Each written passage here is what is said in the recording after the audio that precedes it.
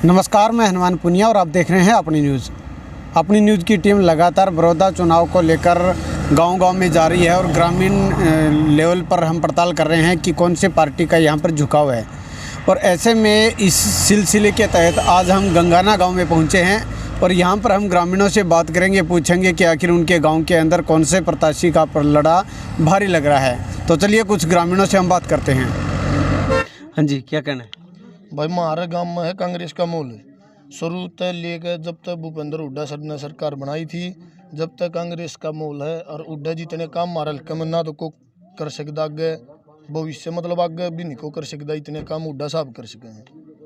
हमारा हल्कम के को नहीं कराएंगे तो शमशेर भाई साहब कह रहे थे बोले के काम करे हुड्डा ने, के को नहीं काम करे, सारे हल्का चमका गिरा सब बता हरियाणा तो नू रोहतक सोनीपत न्यारा इसने कराया को नहीं। अरे ये नू हार डाल बोले के कराया है। ये जो एक खिलाड़ी है, पूरा देश का नाम रोशन किया है, वो चुनाव मैदान में है, उसको क्यों हरा रहे हो? खिलाड़ी है, बहुत अच्छी बात से खिलाड़ी है, तो मतलब इसने पार्टी गलत ज्वाइन कर ली। अपने हमारे हुड्डा साहब के पास जान देंगे कि टिकट ही नहीं दी उनकी और जीते भी हो रहे। ये बात होगी तो भाई हमारे तो जमींदार है कि कहावत से भाई गेहूँ भी हम तो 2 सर करके वो आ रहा, इसने भी 2 सर कराएंगे, 2 सर करना भाई थी। सबसे बड़ा रिकॉर्ड बना होगा योगेश्वर दत्त, एक प्लान में 2 बार इकट्ठा रहेगा। हाँ, और बीजेपी बोल रही है कि हुड्डा साहब ने हमारे साथ धोखा किया। वो बोल रही है कि बताया भालू उतार दिया शेर।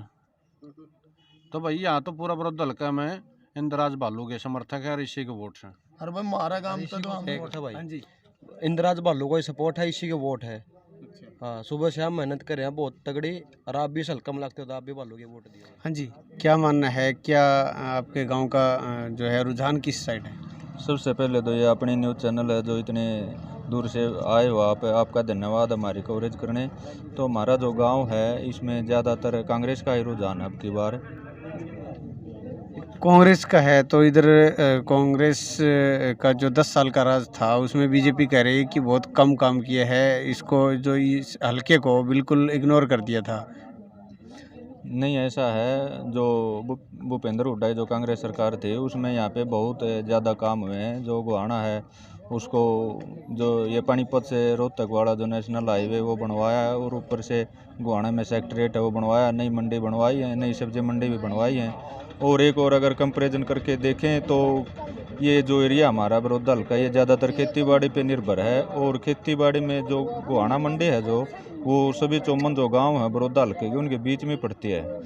और यहाँ पे जो अगर कंपैरिजन करके देखें हुड्डा राज में और अब की जो बीजेपी सरकार है इनके मध्य में, तो उस टाइम पे जो धान की फसल थी वो लगभग 4000 और 4500 के हिसाब से पर क्विंटल के हिसाब से बिक रही थी। लेकिन अब है जो फसल है उसकी बहुत दुर्दशा है जो वो हो रही है। जैसे मैं अपना ही वाक्य बताऊंगा, एक हमारी जो फसल थी 17, 18 और 11, 21 दो एकड़ की जो फसल थी वो हमने लगभग 4-5 दिन पहले मंडी में डाली थी और लगभग 3 दिन से वो वहाँ पे बिक नहीं रही थी। तो कल मैं गया तो आड़ती थे वो भी बोले कि जो इलेक्शन है केवल उसकी वजह से फसल है जो वो खरीदी जा रही है, नहीं तो इलेक्शन के बाद तो फसल की जो और भी दुर्दशा होनी है।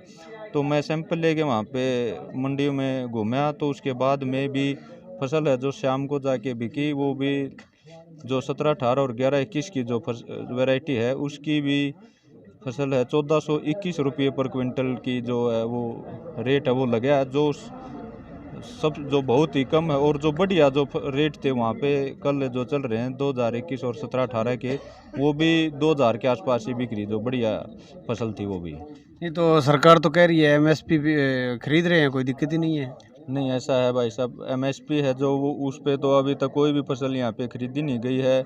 और ये जैसे सीएम साहब ने बोला है कि 1509 है जो 1509, उसको हम एमएसपी के रेट पे, जो सरकारी रेट है 1888 पे का जो रेट है सरकारी पीआर का जो होता है उस पे हम लेंगे।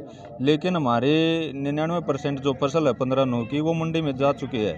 और अब जो फ़ायदा होगा वो केवल जो ये व्यापारी वर्ग है जो केवल उसी को फायदा होगा, जमींदार के पास से वो फसल है जा चुकी है भाई।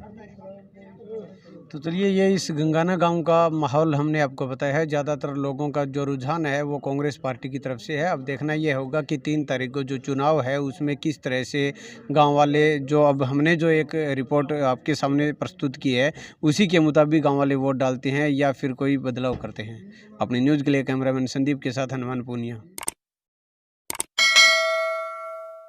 अगर आप परेशान हैं अपने घर और ऑफिस में आई सीलन से और चाहते हैं अपने ऑफिस को अच्छे से सजाना, तो हमसे कांटेक्ट कीजिए। हम सजाएंगे आपके घर को 3D वॉलपेपर से। जी हाँ, और आपको दिलाएंगे हमेशा के लिए सीलन और पपड़ी से छुटकारा। तो उठाइए अपना फोन और हमें डायल कीजिए।